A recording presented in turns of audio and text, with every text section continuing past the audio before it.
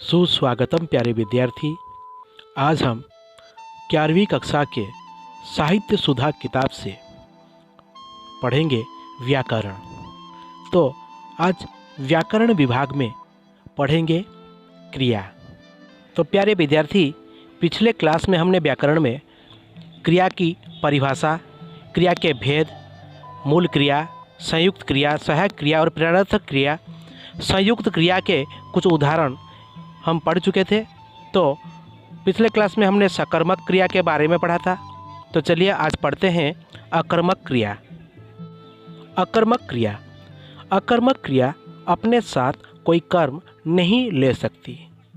जैसे कि बच्चे दौड़ते हैं, बच्चे क्या दौड़ते हैं, किसको दौड़ते हैं आदि प्रश्न पूछने पर कोई उत्तर नहीं आता। अतएव ये क्रियाएं अकर्मक कहलाती हैं। तो अकर्मक वो होता है जो जिस वाक्य में क्रिया अपने साथ कर्म नहीं लेता, उसको हम अकर्मक क्रिया कहते हैं। तो अकर्मक क्रियाएं जैसे कि जाना, आना, तैरना, कूदना, हंसना, उठना, बैठना आदि।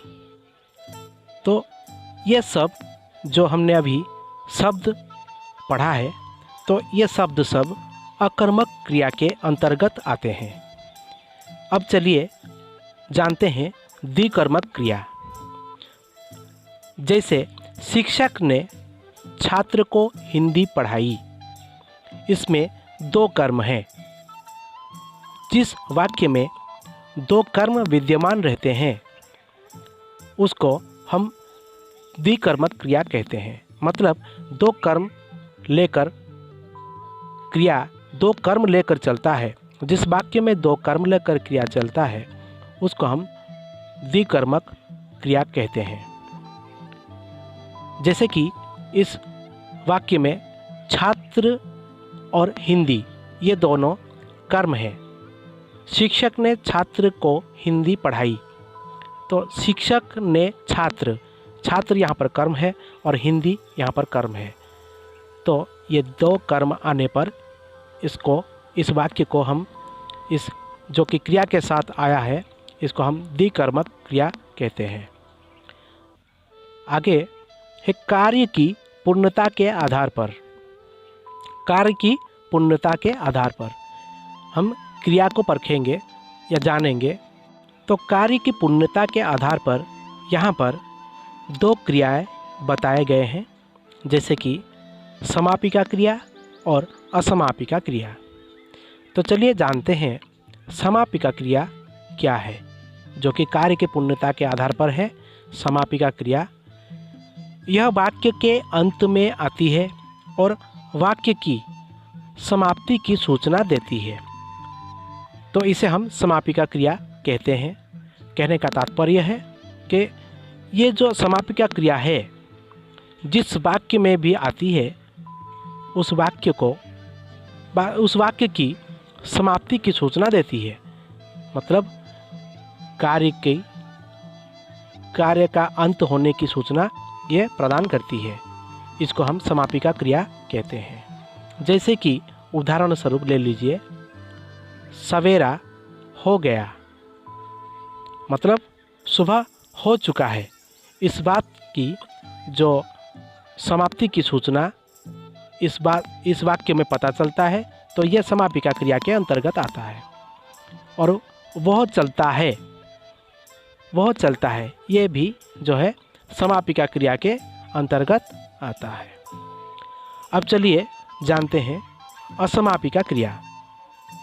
असमापिका क्रिया जहाँ वाक्य कार्य अपूर्ण रहने की सूचना मिलती है, जहाँ पर वाक्य या फिर कार्य अपूर्ण रहने की सूचना मिलती है, उसको असमापिका क्रिया कहते हैं।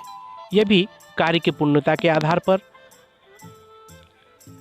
स्पष्टीकरण कर रहा है कि जहाँ वाक्य या कार्य अपूर्ण रहने की सूचना मिलती है उसको हम असमापिका क्रिया कहते हैं। जैसे कि उदाहरण स्वरूप ले लीजिए, सब लोग मिलकर करते हैं। यही कामटी समस्ते मिलीमिशि करती माने कामटी बर्तमान भी चली एवं चालू रही। तो यही अर्थ रे तो यही अर्थ है जो कि इस कार्य को अपूर्ण रहने की सूचना मिलती है, मतलब ये कार्य पूर्ण नहीं हुआ है। और एक वाक्य ले लीजिए, जैसे कि वह लौट कर आ गया, वह लौट कर आ गया, ये भी जो है असमापिका क्रिया के अंतर्गत आता है। सुनी सुनाई बात पर विश्वास ना करो, ये भी असमापिका क्रिया के अंतर्गत आता है। अब चलिए पढ़ते हैं प्रेरणार्थक क्रियाएं। तो आप लोगों ने पिछले क्लास में जो 10वीं 9वीं कक्षा में प्रेरणार्थक क्रिया के बारे में तो पढ़ा होगा। तो चलिए अब प्रेरणार्थक क्रिया के बारे में यहाँ कुछ थोड़ा बहुत जानकारी ले लेते हैं, समझ लेते हैं, जान लेते हैं। कर्ता सकर्मक, अकर्मक या द्विकर्मक क्रिया स्वयं करता है, न तो वह किसी से प्रेरणा या सहायता लेता है, न किसी को देता है। कहने का मतलब है यहाँ पर सकर्मक और अकर्मक द्विकर्मक जो क्रिया होते हैं वो स्वयं अपने काम को करते हैं। वो ना तो किसी से प्रेरणा लेते हैं और ना तो किसी से सहायता लेते हैं और ना किसी को सहायता देते हैं। लेकिन ऐसे भी कुछ क्रियाएं हैं जिनको करते समय कर्ता दूसरे को प्रेरणा या सहायता देता है अथवा किसी दूसरे से प्रेरणा या सहायता लेता है, उन्हें प्रेरणार्थक क्रियाएं कहते हैं। तो कुछ ऐसे भी क्रियाएं होते हैं जो कि दूसरों से सहायता लेते भी हैं और देते भी हैं, इन्हें हम प्रेरणार्थक क्रिया कहते हैं। जैसे उदाहरण में ले लीजिए, माँ बच्चे को खिलाती है। यहाँ पर माँ करता है जो कि बच्चे को खाने की प्रेरणा देती है या सहायता करती है, तो ये प्रेरणार्थक क्रिया के अंतर्गत आता है। शिक्षक ने छात्रों को खूब लिखवाया। इस प्रकार प्रेरणार्थक क्रिया के 2 रूप होते हैं। तो यहाँ पर जो हमने पढ़ा जो वाक्य, माँ बच्चे को खिलाती है, यहाँ पर खिलाती जो है ये प्रेरणार्थक क्रिया के अंतर्गत आता है। और शिक्षक ने छात्रों को खूब लिखवाया, तो यहाँ जो लिखवाया है शब्द है ये प्रेरणार्थक क्रिया के अंतर्गत आते हैं। इस तरह क्रिया के 2 रूप होते हैं। अब चलिए आगे हम इसके 2 रूपों के बारे में जान लेते हैं, और जिसमें कि मूल रूप होगा और उसका पहला रूप होगा प्रेरणार्थक क्रिया का, और दूसरा रूप भी प्रेरणार्थक क्रिया के लिखे गए हैं, किताब में है, आप लोग देख लीजिए ठीक से। जैसे कि आप देखिए, मूल क्रिया जो है, क्रिया का एक मूल रूप होता है, आप लोग जानते हैं। तो उस क्रिया के मूल रूप में यहाँ पर दिया है लिखना, खाना, काटना, पढ़ना और चलना। तो क्रिया के मूल रूप जो है लिखना, उसका प्रथम प्रेरणार्थक क्रिया जो लिखाना, और द्वितीय प्रेरणार्थक क्रिया है लिखवाना। और खाना जो मूल क्रिया है उसका प्रथम प्रेरणार्थक क्रिया है खिलाना, और द्वितीय प्रेरणार्थक क्रिया है खिलवाना। अब चलिए काटना। काटना मूल क्रिया है, तो इसका प्रथम प्रेरणार्थक क्रिया है कटाना और द्वितीय प्रेरणार्थक क्रिया है कटवाना। और अब चलिए पढ़ना। पढ़ना यहाँ मूल क्रिया है, जिसका प्रथम प्रेरणार्थक क्रिया है पढ़ाना, द्वितीय प्रेरणार्थक क्रिया है पढ़वाना। अब चलिए चलना। मूल क्रिया है चलना, तो इसका प्रथम प्रेरणार्थक क्रिया है चलाना और द्वितीय प्रेरणार्थक क्रिया है चलवाना।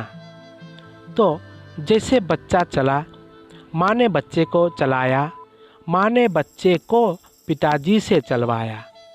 तो ये जो पहला वाला उदाहरण है बच्चा चला, तो ये मूल क्रिया के अंतर्गत आता है, और माँ ने बच्चे को चलाया, तो ये प्रथम प्रेरणार्थक क्रिया के अंतर्गत आता है, और माँ ने बच्चे को पिताजी से चलवाया, ये जो है द्वितीय प्रेरणार्थक क्रिया के अंतर्गत आता है। तो प्यारे विद्यार्थी, ये थे प्रेरणार्थक क्रिया के बारे में सूचना। तो प्यारे विद्यार्थी, 11वीं कक्षा के व्याकरण विभाग में हम पढ़ रहे थे क्रिया। तो अब इस विषय को यहीं समाप्त करते हैं।